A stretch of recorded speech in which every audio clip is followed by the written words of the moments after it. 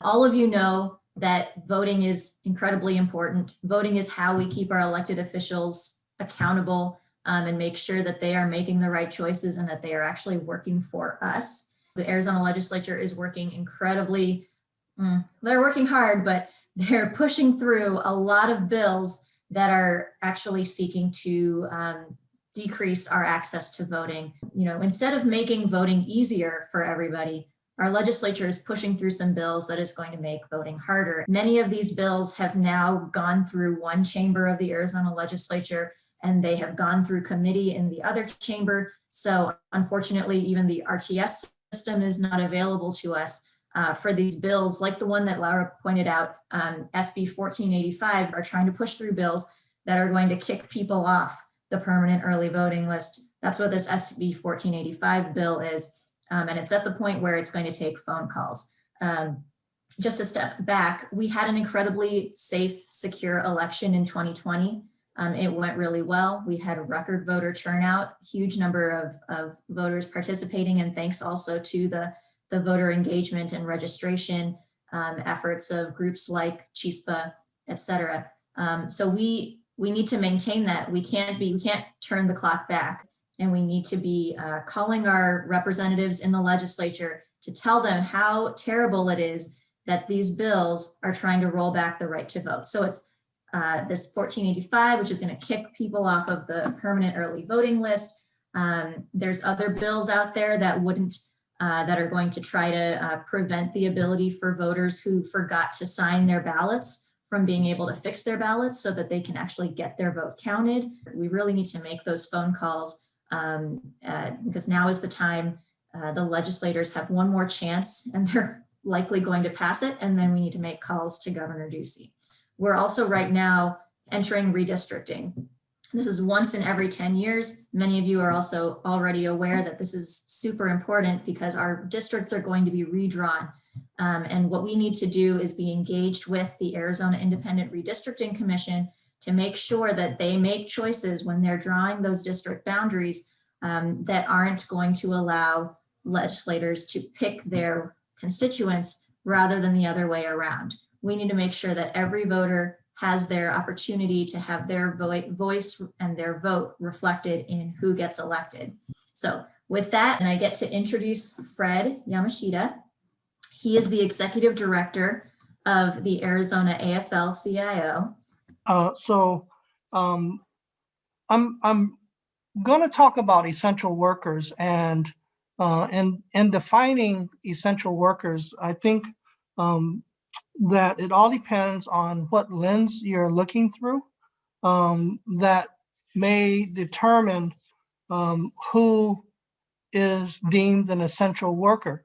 And then I think you can maybe look a little further into that to see why that list exists and maybe some of the biases that create these lists. The U.S. Department of Homeland Security defines essential workers as those who conduct a range of operations and services that are typically essential to continue critical infrastructure operations. Critical infrastructure is a large umbrella form encompassing sectors from energy to defense to agriculture.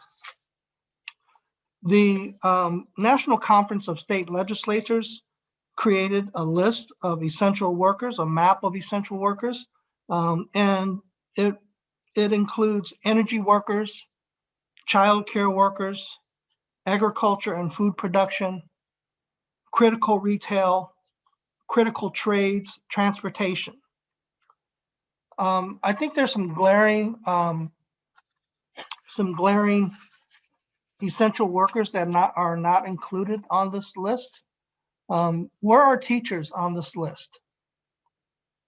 I just don't understand if you look at the again the biases. This is the National Conference of State Legislators. Did they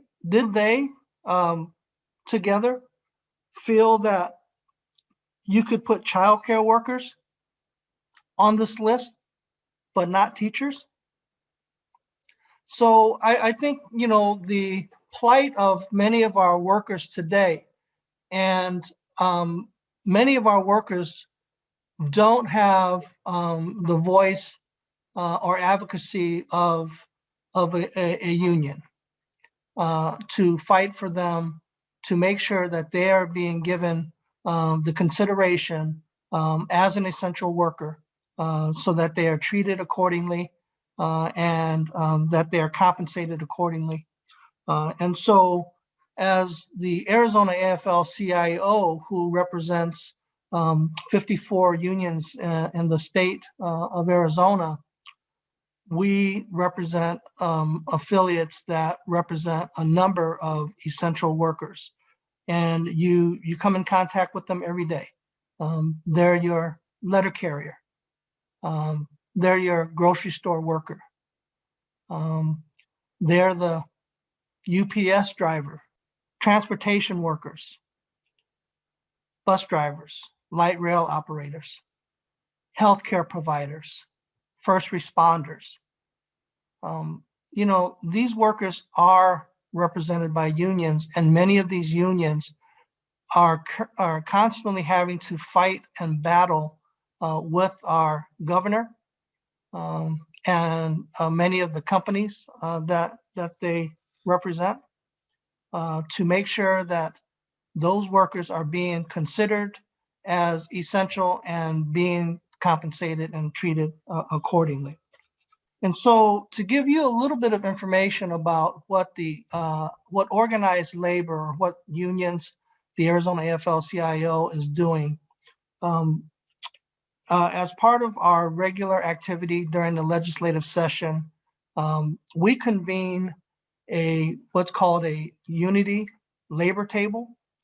And it consists of several of our unions nationally that that organize these tables to monitor state legislatures, especially around bills and issues that are going to affect workers. And unfortunately, in in a state like Arizona, since the inception of the unity table here in Arizona, about 7 years ago, we have basically played defense for our entire existence. We haven't had a majority at the Capitol so that we can develop and run legislation that would help working people in this state. Instead, we're constantly fighting all of the bad bills that you guys have been talking about, all of the voter suppression bills. Part of our table consists of our two education unions, the Arizona Education Association and the American Federation of Teachers. So the budget is always a big part of our conversation. And, you know, we often use David's organization to make sure that when we see a bill being introduced that is essentially giving our tax dollars away, you know, how we best can analyze the bill and fight the bill and defeat the bill. So the budget is always a big part of the work that we're doing at the Unity Labor Table. Some of our members of the Unity Table belong to the building trades. Those are our electricians, our plumbers, our pipe fitters, boiler makers, carpenters. And so, you know, in this state, they have really been put at a terrible disadvantage because of the ban on project labor agreements that exist throughout the country in most places, but have been ruled illegal to an extent here in Arizona. And all those things have been legislated away. And so we are constantly trying to rebuild the rights and protections for our building trades. There have been constant attacks on our union apprenticeship programs. Our union apprenticeships allow young people, a lot of young people, but the workers that enroll in apprenticeship programs, they learn a trade that stays with them a lifetime, and they earn actually a very livable wage while they're becoming a journeyman or an expert in their field. And so these are some of the attacks that our building trade unions are always under here in Arizona, and we're always fighting at the state legislature. We convene a weekly legislative meeting that is conducted by our political director, Joe Murphy. And that is open to anyone that would like to attend. We generally have 1 to maybe 3 or 4 state legislatures that report to us every week on what's happening at the legislature. And we get firsthand updates directly from our legislators on bills that we're focused on or that they themselves may be introducing or fighting. Many of you take part in those legislative meetings. I think Veronica can drop the link to those meetings. All are welcome to attend. And again, you know, this is a focus on our state legislature, and many, many times, of course, the discussion will always be around our budget. The AFL-CIO nationally, of course, has been one of the largest proponents of the CARES Act and this third relief package because it does provide so many benefits to workers across the country, throughout our state, and it does intertwine with our state budget. And so I think, you know, David maybe can make a few comments on that. And so the next large focus for the AFL-CIO is the PRO Act, which would be the largest, most beneficial piece of legislation for workers in this country for decades. It would basically do away with right to work as we know it. And there are many, many other related benefits for workers and their ability to organize into unions. We're asking everyone to make sure that you do get involved, that you're engaged. Just to give you an analogy that I think a lot of people may relate to. I used to be a person that said my vote didn't count, and that it didn't matter. When I got active with my union and got more involved and more educated, you learn, you know, how untrue that statement is. But then you realize how many people really feel that way and act on that notion. And I think that it's all of our responsibility to continue to engage people so that those that have never been part of our political system, who've never had faith in our political system, can find that it is accessible and that it does matter. So with that, I'm sure that, you know, I would actually like to hear if David had a little bit of information about how these national bills will affect our state budget. Yeah, I think I mentioned before, I really see the American Rescue Plan and is landmark legislation in terms of providing the resources for our state and our communities to help lift people out of poverty. I think the key, though, is going to be, again, it's going to come to activists like us to make sure that those dollars get spent the way they're intended to be spent. For example, so the Joint Legislative Budget Committee estimates that Arizona will receive about $12 billion in American Rescue Plan relief. And they go to different pots of money. Some go to K-12 education, healthcare, different things. But Governor Ducey has control of about $4 billion that the legislature doesn't have even a hand in. It's really up to Governor Ducey. $4 billion worth of funds. And in the last federal relief package, Governor Ducey used $400 million of CARES Act money to basically pay state obligations that should have already been funded out of the general fund. So these were $400 million worth of federal dollars that should have been going out into the state to help people that are struggling through this pandemic. And he instead used them to basically pay state agency budgets to create some of that revenue surplus that we're talking about so that he can now pay for his tax cuts. So with that amount of money, as Fred said, it has the ability to really be transformational in our communities.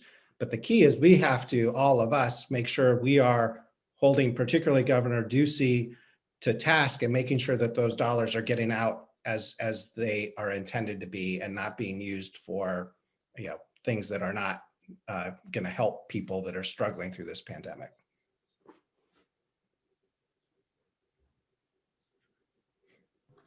Thank you, David. Thank you. Thank you, David. Thank you, Fred, for your discussion as well. Well, so we have reached the end of our set time. Do we have questions for Ready to Go? Tax incentives, tax cuts. Yeah, what's the track record in terms of it? Producing jobs for Arizona residents and livable wage jobs. That's part of the problem. Arizona does a horrible job of getting the data to see whether we're getting the promised return on investment for all the different tax incentives that we give. The biggest form of tax incentive that Arizona gives to corporations is through tax credits. And by statute, there's a joint legislative committee that's supposed to review tax credits every year to determine whether we're getting the promised return on investment. And that committee, which is supposed to meet every year and review the tax credits, has only met once in the last 6 years. 5 out of the last 6 years, they have failed to meet. And then even the 1 year that they did meet, they reviewed a number of the tax credits. And what they found is that when we give the tax incentives in the first place, we often don't require the corporations that are receiving them to provide the state with any sort of data to show whether they're delivering the promised jobs or other economic benefits. And you'll see legislators on both sides of the aisle when that committee actually meets, like scratching their heads and very frustrated and say, why aren't we collecting the data to see whether we're getting the promised return on investment? But yet they do the same thing over, and they keep giving out the tax incentives and they keep doing it without getting the data. And so that's I think there's a couple of examples that show that we have data, but in most cases, the state does a very poor job of collecting the data to determine whether they're actually creating jobs or doing what's promised. David, just a follow-up question on that. Is that something the governor largely dictates, or does the legislature have a role in that?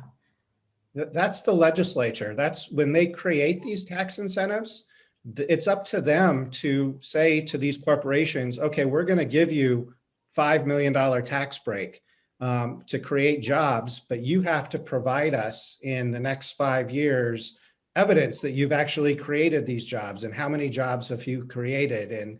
And many instances have, they've shown where they don't collect that data. So we have no idea whether we're getting the promised jobs or benefits that were said that we were going to get. Is there a role for a university or an outside party to track that data, or is that not really possible?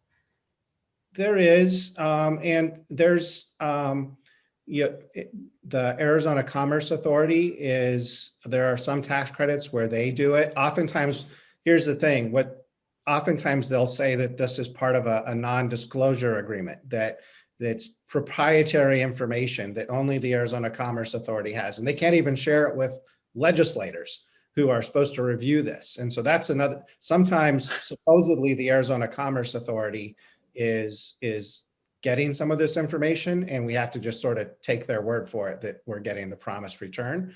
But yes, I it's not like we can't. I think it could be the universities, it could be the legislature. We could be getting this data if we wanted to, but it's up to the legislators when they give these incentives out to put the teeth in it to make sure we're getting that information. Another follow-up question, or sorry, separate question. There's a stipulation in the Relief Act that the money can't be offset by tax cuts at the state level. How much leverage does that give us? Yeah, that could be huge. We don't know exactly yet. We actually did a press briefing, our organization did yesterday. And first of all, kudos to the Congress and the president for including that in the American Rescue Plan, because I think that was in response to what Governor Ducey did with the last CARES Act money that I was mentioning. And so they have, and let me just be clear, they're not prohibiting states from cutting taxes. States can still go ahead and cut taxes, but what it says is that if the states do cut taxes, for every dollar of tax cuts, Arizona is going to lose $1 of this federal aid that we're getting. So it's, and the federal government, I think some of the Republican attorney generals have sued over this, but the federal government can do this and does this all the time, where they put strings on federal dollars and said, if you want to take federal dollars, you've got to follow these conditions. But hopefully that will be a disincentive to our legislators to pursue some of these tax cuts, because now for every dollar of tax cuts, it's a double impact. We are losing $2 because we're also losing $1 in federal aid that should be going to help struggling Arizonans. And the message is, we shouldn't be cutting taxes during a pandemic when so many people are struggling. We should be investing in our communities, what we've been talking about today. And that's what that provision is all about. It's about saying, you need to use these dollars to invest in your communities. You can't use these dollars to pay for tax cuts. That's great. That's great. A question from Jay about the timeline for the funds actually reaching counties and cities. Does all of the funding funnel through the state, or does some of it come directly to the lower levels of government? And what's the timeline for all of that? Yeah, it'll start flowing fairly soon. I think I'm not sure, but I think I've heard that most of it flows through the state, but some of it goes through cities. So I think there's different channels that it goes through, but I think most of it will go through the state. Most of it will go through the governor's office. I have some specific information regarding that. If how it goes through from the state to the local governments to the other parts of public health sectors in the community. So it's relatively complete, and I'm happy to send it to or post it to anybody who wants to see it, because it's in a fair amount of detail. That's great. Thanks, Marlene. That is all the questions that I've seen. Have I missed anybody, or does anyone want to raise their hand? And I at this point, we can't really summarize all the excellent comments that were made in the chat. I'm sure people want to leave, but I hope that you all, before you leave, take a look at all the comments and postings in the chat. And we're saving the chat so that if people have specific questions and they couldn't remember or didn't take it down from the chat, you can always get in touch with us directly. And again, thank you all for coming. And I believe there is a video now to send us out.